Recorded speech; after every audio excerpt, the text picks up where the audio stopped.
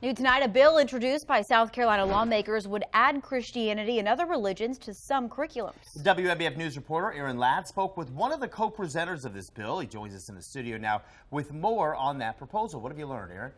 Eric, this topic is one that many are passionate about, so we wanted to hear what you thought about this legislation. We asked you this question on the WNBF News Facebook page.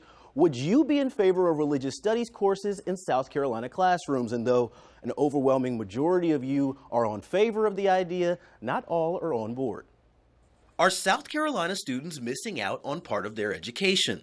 I believe, and many of us believe, that parents are the ultimate source of what happens in their children's education.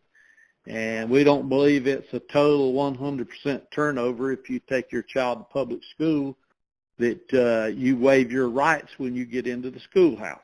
A bill currently awaiting markup would allow for South Carolina students to learn religious theologies in the classroom. But one of the things we're leaving out is our heritage and our past. And I don't know why in the world we would want to. We're afraid of the truth of how our country was formed.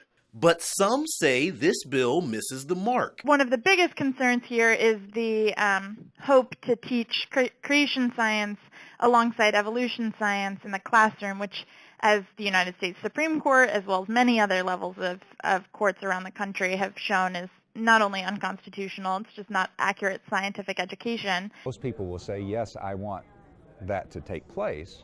They are agreeing to it as long as it agrees with where their thoughts are. In addition to teaching a variety of beliefs, the bill says a religious leader would carry out the lessons. We don't need to lean on the state to do the teaching because we believe in an all-powerful God. If the church has to be supported by the state in its work, then that's declaring a weakness. You know, I'm going to be honest with you, we really see these done incorrectly far more than we've ever seen them done correctly. Leadership of a class in a public school by a church official is a wholly unacceptable violation of the separation of church and state and the Establishment Clause of the First Amendment. I think if these classes were to go forward in a purely inclusionary, sort of historically accurate manner, the only acceptable people to teach that class would be public school teachers acting in their capacity as teachers, not as in their capacity as any sort of religious official. We just simply want to leave that out now. It's like, let's don't go there. We can't go there.